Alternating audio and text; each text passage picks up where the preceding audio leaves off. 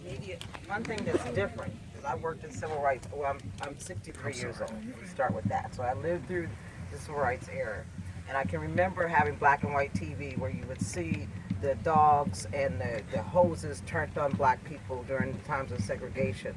The difference, though, is that you're getting it real time.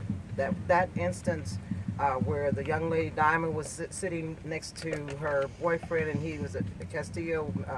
I don't know if that's the right last name, but seeing him immediately get killed, that's a big difference from the era of the civil rights era. But there's so many things that seem so much the same. It's like we've not gained any grounds. I mean, we can live wherever we want to. We can go to work for the most part, pretty much where we want to, and shop where we want to. But the terms of how we interact as people has not changed. Look at our housing patterns. And when I first moved to St. Petersburg in '76, people literally told me, and this is black folks that told me, black people don't live north of Central Avenue.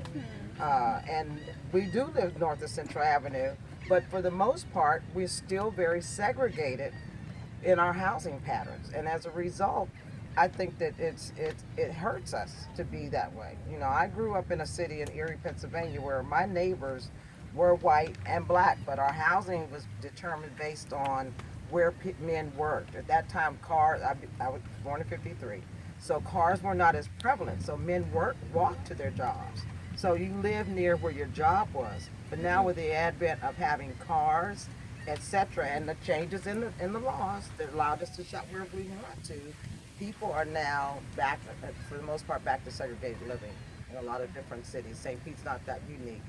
Even my own hometown now has, for the most part, segregated housing. So, you know, there's parallels that are very much the same. It's like we've made no progress, even though we have, in some respects, made some progress. I think Pedro mentioned that over there, that we're supposed to have made, or someone did, we made some strides, but for the most part, it seems like we've made no strides.